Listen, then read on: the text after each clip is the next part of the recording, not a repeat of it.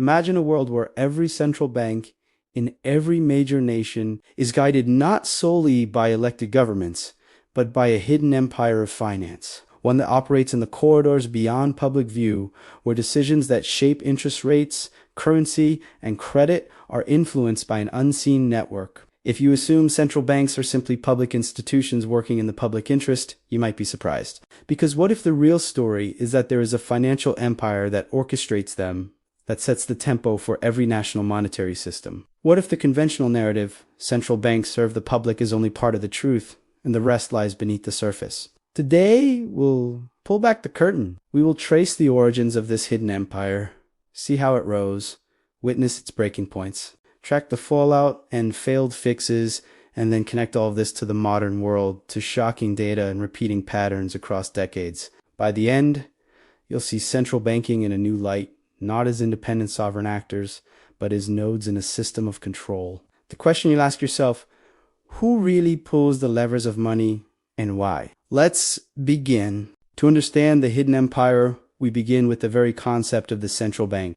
What is a central bank? According to the Encyclopedia Britannica, a central bank is the institution charged with regulating the size of a nation's money supply, the availability and cost of credit, and the foreign exchange value of its currency. Its formal origins lie in the 17th and 18th centuries. The world's oldest surviving central bank is Sveriges Riksbank, Sweden, established in 1668.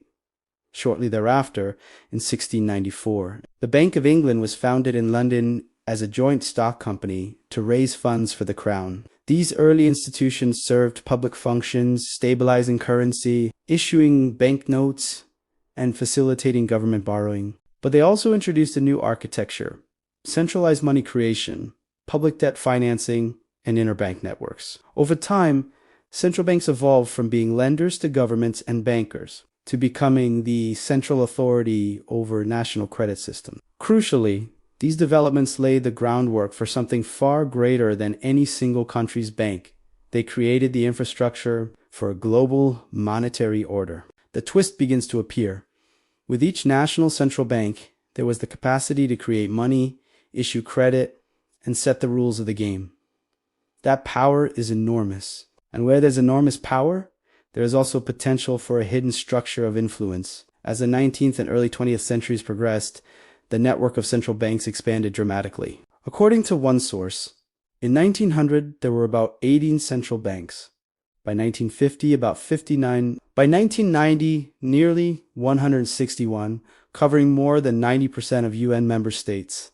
Why did this happen? Several forces converged: industrialization, global trade, war financing, and the need for coordinated monetary systems. War in particular proved a major driver. Some argue that early central banks were created primarily to help governments wage war by financing long-term debt. As each nation established its central bank, they became part of a deeper web. One such node was the Bank for International Settlements, BIS, founded in 1930 in Basel, Switzerland. The BIS functioned as a bank for central banks, providing a forum, clearing mechanisms, coordination of international monetary policy, and assistance in crisis management. This network created the hidden empire's backbone, not the sovereign banks of individual nations, but the interconnected system of central banks under the umbrella of global coordination. As noted by Eric Monet's work, the linkages between central banks, private banks, and states have been crucial in forming the institutional power of modern finance.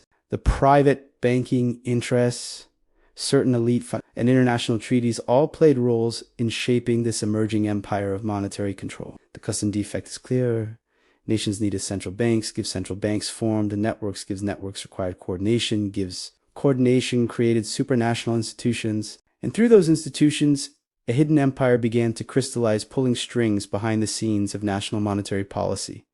No empire survives without stress. In the world of central banking, the breaking points came in multiple waves. The Great Depression in the 1930s exposed the fragility of the monetary order. As Michael Bordo and others noted, the gold standard in central banks failed to maintain stability. But the more telling moment came later. After World War II, the Bretton Woods system was created, tying currencies to the US dollar and indirectly to gold, while central banks played a major role in this global architecture. But by 1971, the system broke down when the US suspended convertibility of the dollar to gold, a watershed moment for monetary sovereignty and central banking power. While national central banks took on new responsibilities, the network of global central banking was tested. The real breaking point, however, was not just the collapse of a system. It was when central banks, the national governments, and the global network became visible as a cohesive power structure. The network, the empire, the hidden architecture was hinted at through coordination,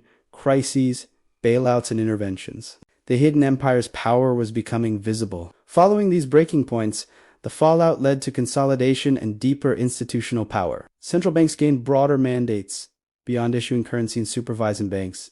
They became responsible for macroeconomic stabilization, crisis response, quantitative easing, and cross-border cooperation. The hidden empire further entrenched itself. The BIS Central Bankers Club became a locus of global coordination. National central banks often coordinate through forums, share policies, and increasingly align with global norms. The effect, although central banks appear sovereign, they act in concert, and many of their decisions are shaped not only by national governments, but by global monetary imperatives. Meanwhile, failed fixes began to show after the 2008 global financial crisis. Central banks engaged in massive quantitative easing QE, ultra-low interest rates, unorthodox monetary policy. These were meant to fix the monetary system, but they arguably consolidated the hidden empire's power rather than diminish it. The cause and effect crisis gives central bank intervention, gives network support, gives deeper power structure.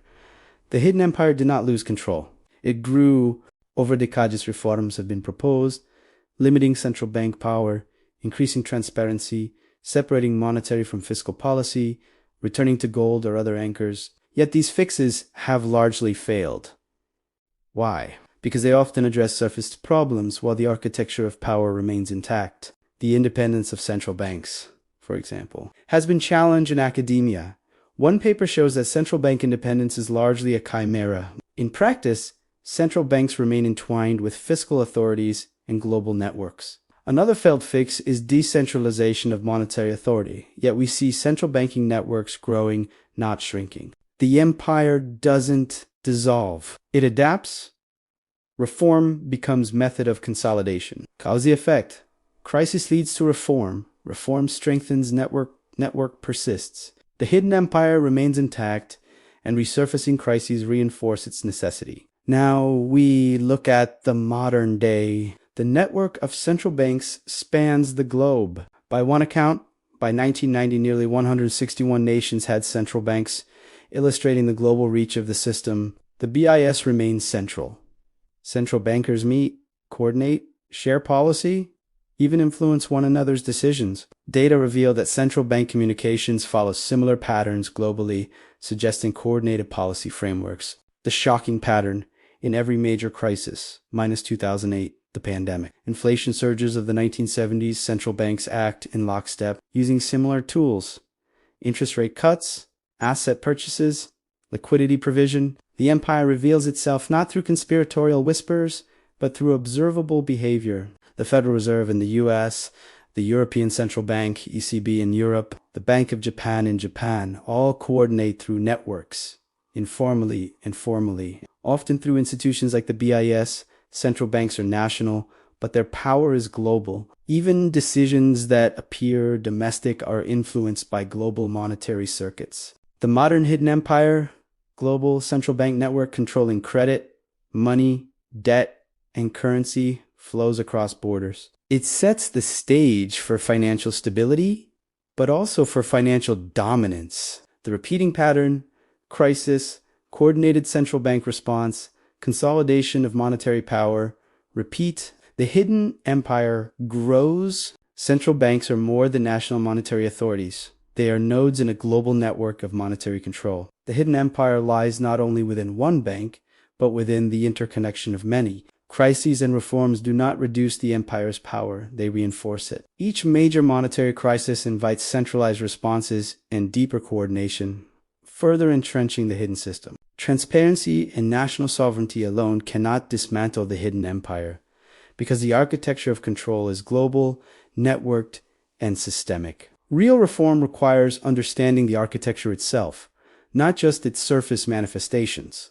As money becomes increasingly digital, as central bank digital currencies, CBDCs, rise, as monetary policy becomes more intertwined with fiscal policy and data systems, the hidden empire may shift from physical currency networks to algorithmic monetary networks. The infrastructure will not disappear, it will transform. The open question: who will build the next iteration of the empire of monetary control? Will it be governments, tech platforms, private networks, or a continuation of the current hidden structure by new means? The reins of money are rarely relinquished. The future may hold a new hidden empire, and only by understanding the current one can we recognize how it may emerge. If you've watched this entire video and you now see central banks in a new light, then you've taken the first step, but the journey doesn't end here. Subscribe for more deep dives into how money, power, and control shape our world. Like this video, if you believe understanding money is key to understanding power, leave a comment below. Which central bank network surprised you the most? Do you think the hidden empire can ever be fully exposed? And share this video, because awareness is the first step toward change. The hidden empire may operate behind closed doors, but your understanding doesn't have to be locked away. We'll see you in the next one.